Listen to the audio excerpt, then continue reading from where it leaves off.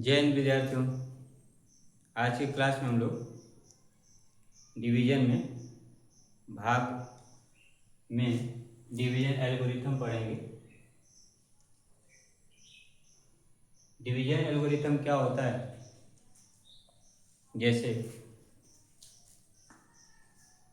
8 में 4 से भाग किया जाए तो 4 दूना 8, 2 बार में ये कैंसिल आउट होगा, यहाँ घटाएंगे तो 0 हो जाएगा। तो आप लोग पिछली कक्षा में पढ़े होंगे उत्तर की जांच करना। सेकेंड, थर्ड, फोर्थ में आप लोग उत्तर की जांच करना पढ़े होंगे। उत्तर की जांच कैसे करते हैं?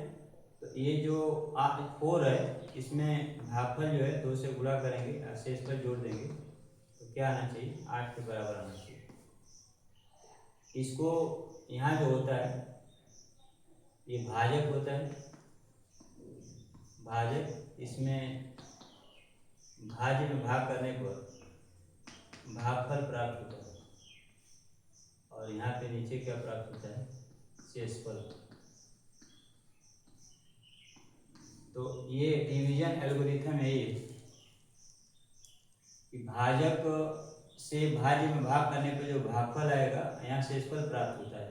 इसका इसमें गुणा करेंगे यानी भाजक गुणे भागफल प्लस शेषफल प्लस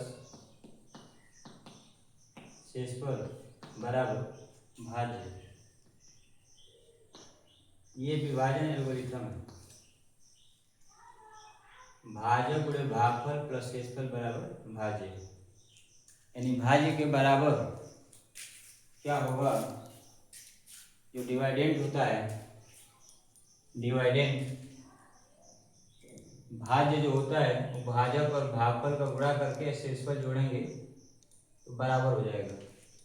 अब देखिए यहाँ कह रहा है दिखाइए कि x - 5 इसका एक गुणनखंड है। अब भागफल पीछे हम लोग पढ़ रहे थे, उसमें उत्तर की जांच आप इससे कर सकते हैं।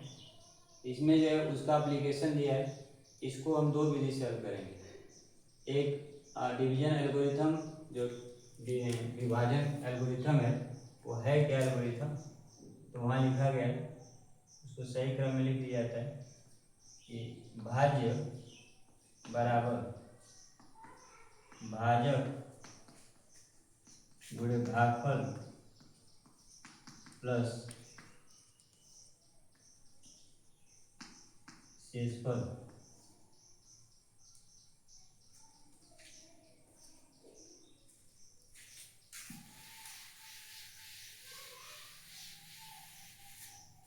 ये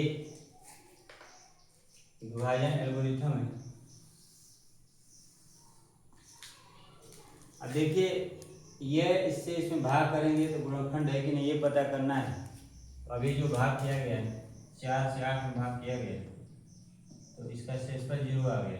तो 8 को हम क्या लिखेंगे? 4 में 2, ये इसका खंड हो गया। लेकिन अगर 4 से भाग 9 में कर दें तो 4 दूना 8 हटाएंगे 1 आएगा तो 9 बराबर 4 गुणे 2 प्लस 1। तो ये इसका गुणनखंड नहीं है। ये 9 का खंड 4 गुणे 2, इसमें 4 और 2 दोनों भी इसका खंड नहीं होगा क्योंकि इसमें 1 है, और 8 का खंड 4 और 2 है तो 2 1 इसका गुणनखंड है।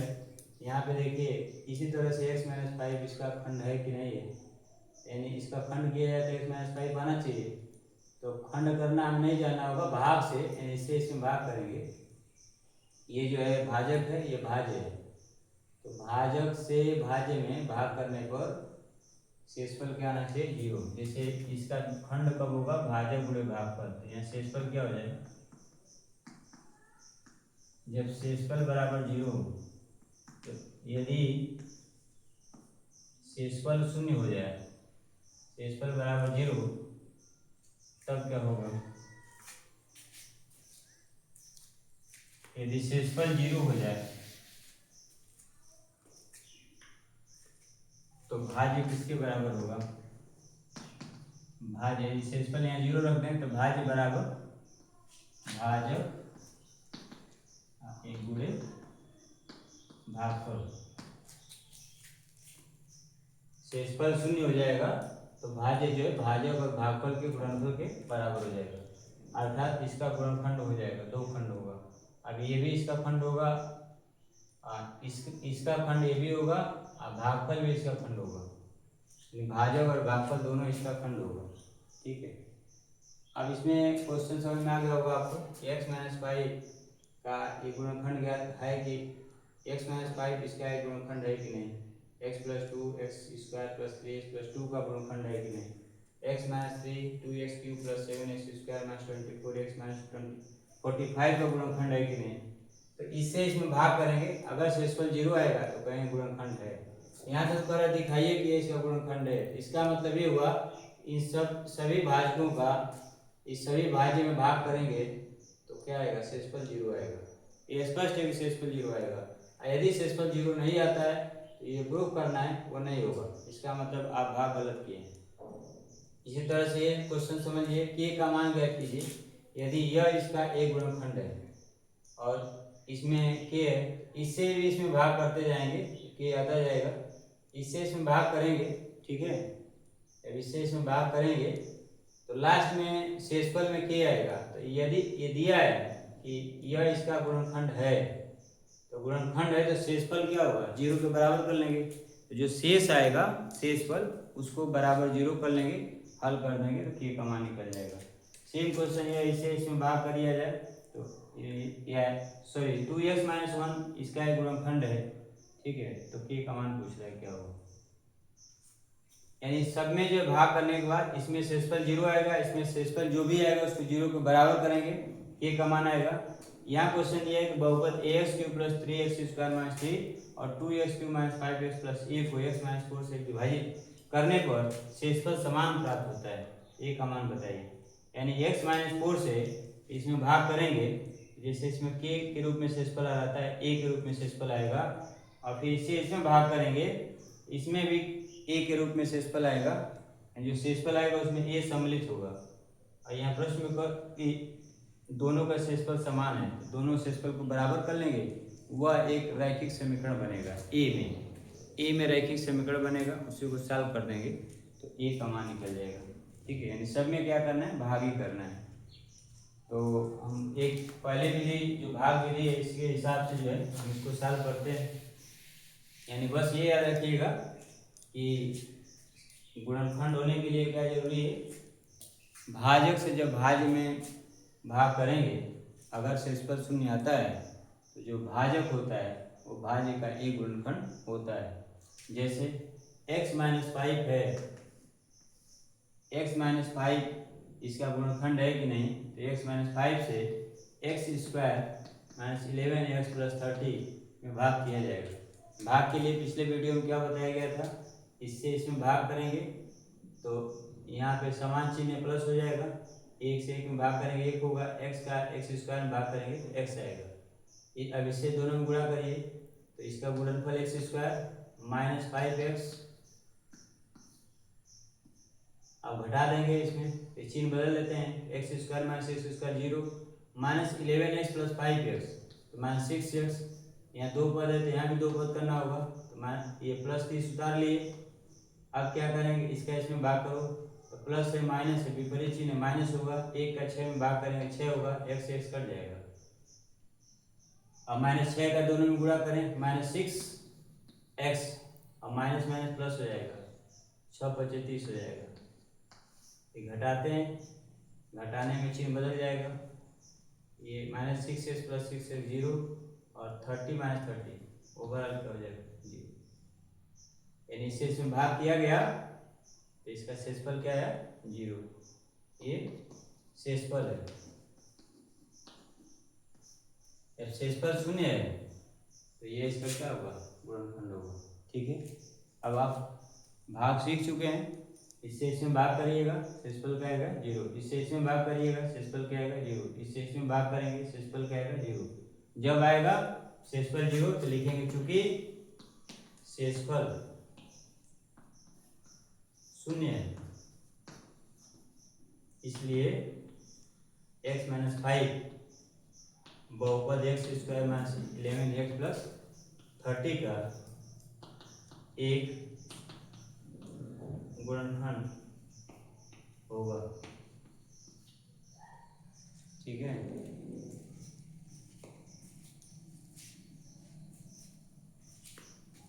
इसी तरह से आप इन सारे प्रश्नों को सॉल्व करेंगे। इसलिए आपको सब बता दिया गया, इससे इसमें भाग करिएगा, शेषफल जो आएगा दिया है कि इसका गुणनखंड है तो वहां लिखेंगे, चूंकि x प्लस 5 लास्ट में x प्लस 5 इसका एक गुणनखंड है, इसलिए उसका शेषफल क्या होगा, 0 होगा। जब तक शेषफल शून्य नहीं होगा कोई भी बहुपद किसी भी बहुपद का गुणनखंड नहीं हो सकता है।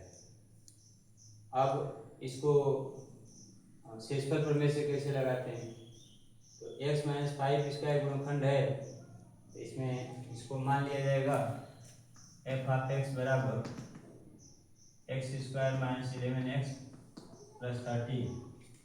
अब लिखेंगे चूंकि x minus 5 x square minus 11x plus 30 का एक गुणनखंड है,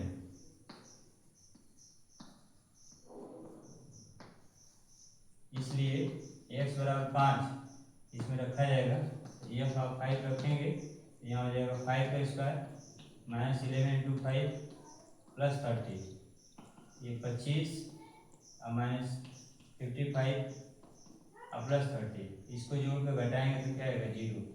एफ ऑफ 5 का मान रखा जाएगा, इसका मान 0 आ गया। एक्स बराबर ये -5 है तो +5 रखेंगे, 0 आ जाएगा।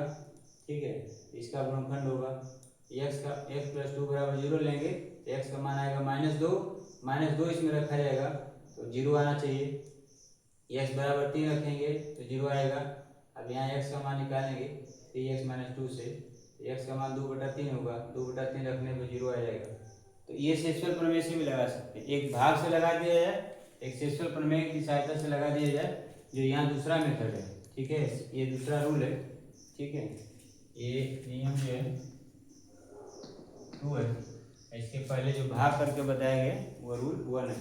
तो आप रूल 1 के हिसाब से भी लगा सकते हैं, 2 के हिसाब से भी लगा सकते हैं।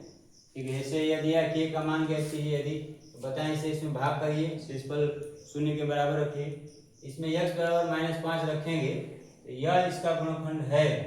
तो यहाँ पर गुणनखंड है कि नहीं दिखाइए, गुणनखंड है तो इसका मान 0 आया है, और यहाँ पहले से बता दिया गया है इस प्रश्न में कि यह इसका गुणनखंड है, तो शेषफल क्या होगा, इसका मान क्या आएगा, 0। तो x बराबर -5 रखेंगे, इसमें -5 रखेंगे बराबर क्या आ जाएगा, 0। तो हल कर देंगे तो k का मान निकल जाएगा। ठीक है, तो ये था विभाजन एल्गोरिथम, और आज भाग ये समाप्त हो जाता है। इसमें इतने ही प्रश्न आते हैं। अगले क्लास में हम लोग एक नए फ्रेश चैप्टर लेकर मिलेंगे, तब तक आप इसको ध्यान से पढ़िए। यानी अगले चैप्टर में बता भी दें आपको, हम लोग गुणनखंड पढ़ना सीखेंगे, फिर समीकरण हल करना सीखेंगे, जो बीजगणित का सबसे महत्वपूर्ण भाग होता है। तब तक आप इसको बढ़िया से पढ़िए।